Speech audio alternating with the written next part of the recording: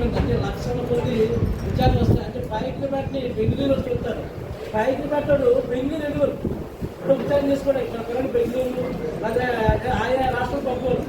ఆయా రాష్ట్రాలు అంటే ఇప్పుడు మనకి 28 రాష్ట్రాలు కూడా పైకి రాబట్టు నియోజకవర్గంలో కోరుతున్నారు ఎందుకంటే ఉద్యోగం కోసం. ఆ కనుక పైకి రాబట్టు ఎక్కడ దేశవ్యాప్తంగా నిధులు కట్టాలి.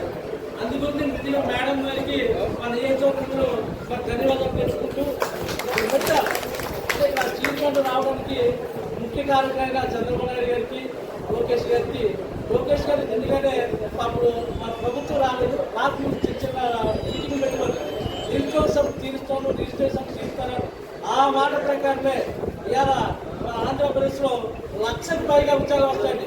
ఎలా వస్తాయంటే అందరికీ బ్రతుకుతుంది.